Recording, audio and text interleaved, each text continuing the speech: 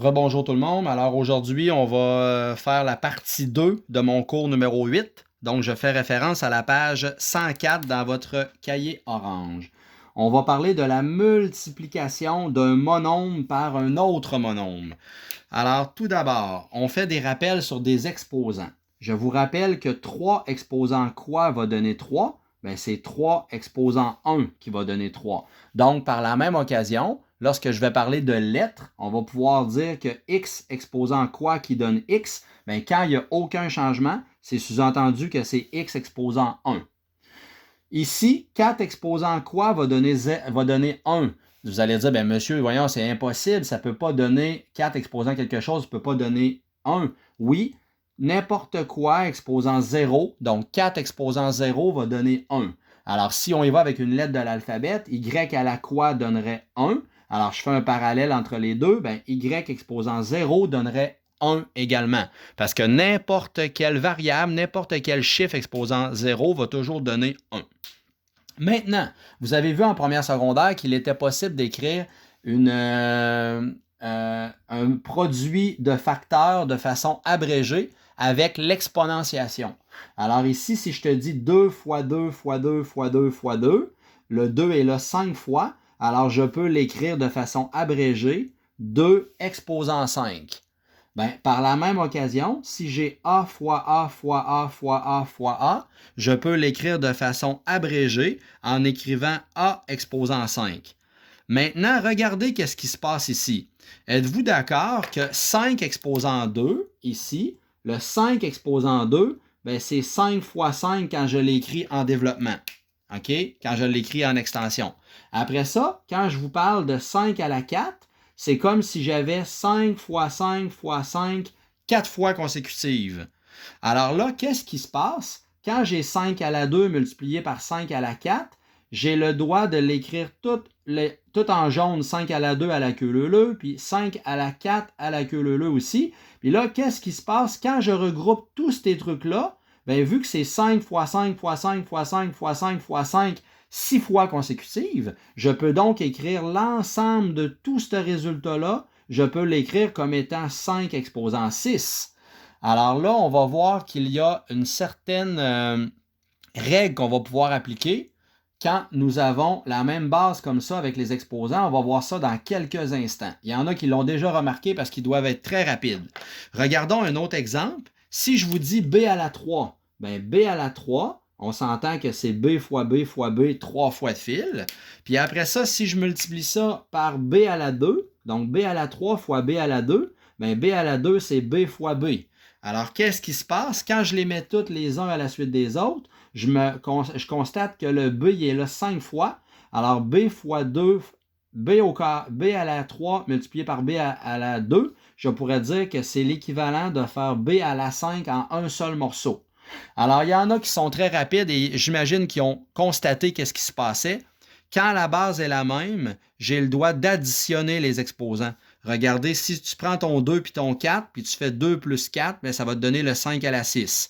Si tu prends ton B à la 3 puis ton B à la 2, tu prends le 3 et le 2, tu les additionnes, ça va te donner B à la 5. Alors, c'est le constat qu'on devait constater. Alors, on te dit, lorsque l'on multiplie des termes algébriques, on additionne. Alors, le mot manquant ici, c'est on additionne les exposants des variables identiques. On additionne donc les exposants des variables identiques et on multiplie les nombres ensemble, évidemment. S'il y a des exposants, s'il n'y a pas d'exposants d'inscrits, on se rappelle alors que s'il n'y a pas d'exposant, alors la réponse, l'exposant sera sous-entendu 1. Alors, regardons quelques exemples et quand on n'oublie pas la règle suivante, quand la base est la même, on va pouvoir additionner les exposants des mêmes variables. Alors, regardons le premier exemple. Je commence par faire 2 fois 3, ce qui me donne 6. Puis après ça, je m'occupe de mes lettres. A fois A. Étant donné que c'est une multiplication puis que la lettre est la même et que je suis en multiplication, c'est sous-entendu que chacune des lettres est affectée de l'exposant 1. Alors, j'ai le droit de faire 1 plus 1 qui va donner A2. Alors, ma réponse finale serait 6A2. Regardons l'exemple ensuite. J'aurai moins 3 fois 5. Je multiplie mes coefficients ensemble, ce qui va me donner moins 15. Après ça, je regarde mes lettres. B à la 2 fois B à la 3. Étant donné que c'est la même lettre, et que c'est une multiplication, j'ai le droit d'additionner mes exposants. Je vais faire 2 plus 3, ce qui va me donner 5. Alors, la réponse sera donc moins 15 B5. Ici, même chose. J'ai 11 fois moins 4, ce qui va me donner moins 44. Et par la suite, je regarde mes lettres. C à la 1 sous-entendu, multiplié par C à la 2, ça va me donner C à la 3. J'additionne mes exposants de mes lettres identiques, 1 plus 2, ce qui me donne 3. Ici, j'ai 3 termes que je multiplie ensemble. Alors, je vais faire 4x fois 5. Je commence par faire ça. 4x fois 5, ce qui me donne 20x. Puis après ça, je prends ma réponse de 20x. 20x fois 6x2. Bien là, je vais faire 20 fois 6, ce qui va me donner 120. Alors, je vais avoir 120 comme coefficient. Et après ça, la réponse de ça ici, c'était 20x. Alors, 20x fois 6x, ça donne 120. Mais x fois x au carré, ça va me donner, ici, c'est sous-entendu qui est à la 1. Ici, j'en ai à la 2. Alors, je vais faire 1 plus 2, ce qui va me donner x à la 3. Alors, toutes mes x que j'ai en multiplication, j'additionne les exposants. Ça va donc me donner la réponse finale, 120x3. Même chose si je prends ici. Je vais faire 8 fois 1. C'est sous-entendu que le coefficient, c'est 1. 8 fois 1, 8. 8 fois moins 9, ce qui va me donner moins 72. Après ça, je regarde mes lettres.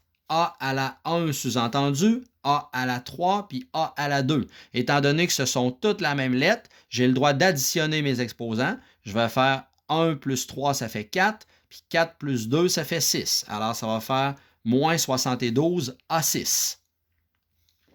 Ici, j'ai 2 fois moins 3. 2 fois moins 3, ça va me donner moins 6 comme coefficient. Et là, j'y vais tranquillement, je prends chacune de mes lettres. X fois rien. Il n'y a aucune lettre X dans mon deuxième terme. Alors, le X va demeurer dans la réponse. Et Y à la 1 sous-entendu fois Y à la 1, étant donné que j'ai 2 fois la même lettre qui est Y, j'ai le droit d'additionner mes exposants parce que la lettre est identique. Ça va donc me donner Y2. Alors, ma réponse finale, ce serait moins 6 X, Y2. La lettre G maintenant, j'ai moins 7 fois 5, ce qui va me donner moins 35. A fois A, c'est sous-entendu que j'ai A à la 1 fois A à la 1, ça va me donner A2.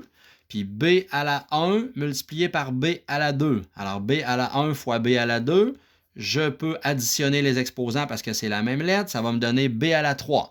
Alors, ma réponse finale de ce monôme-là fois l'autre monôme, ça va me donner moins 35, A2B3. Ici, c'est sous-entendu que le coefficient, c'est moins 1. N'oubliez pas, quand il n'y a rien, c'est moins 1. Alors, je vais faire 12 fois moins 1. 12 fois moins 1, ça fait moins 12. Je vais faire x à la 1 sous-entendu, puis z à la 1. Donc, x à la 1 fois x à la 2. Étant donné que c'est la même lettre, ça va donner x à la 3. Puis z à la 1 fois z à la 3, étant donné que c'est la même lettre, j'additionne mes exposants, ça va me donner z à la 4. Alors, ma réponse finale sera moins 12 x3 z4. Maintenant, une application de ça, je peux trouver l'aire algébrique de certaines figures planes. Et là, c'est juste que je vais voir apparaître des monômes fois monômes et donc il va y avoir des exposants qui vont s'additionner. Alors, regardez ici, la formule de l'aire d'un carré, c'est côté fois côté. Alors, la mesure d'un côté, c'est 6x. L'autre mesure de côté, c'est 6x. Alors, qu'est-ce que je vais faire? Je vais faire 6x fois 6x. Ça va donner 6 fois 6, ça fait 36. Puis x fois x, ça va donner x au carré. Alors, ma réponse finale me donne 36x au carré. On parle d'une aire algébrique ici. La lettre B, toujours à la page 104. Alors, je vais faire la même chose. Ici, on parle d'un rectangle. Donc, je vais faire base fois hauteur. Alors, l'aire sera donc égale à la base qui est 9A. Je remplace la lettre B par 9A. Je remplace la lettre H par 2A qui est ma hauteur. Et là, il me reste à réduire simplement.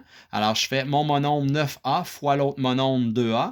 9 fois 2, ce qui va donner 18. Puis A fois A, ce qui va donner A à la 2. Alors, comme réponse finale, j'aurais 18 à 2. Alors, écoutez, là, avec les deux capsules, je pense que vous allez être en mesure de terminer les numéros que je n'ai pas fait à la page 103. Et par la suite, je vais vous inviter à faire 105 et 106. C'est une continuité avec ce que je viens d'expliquer pendant ces 2 capsules-là du cours numéro 8. Alors, merci beaucoup. Bye bye.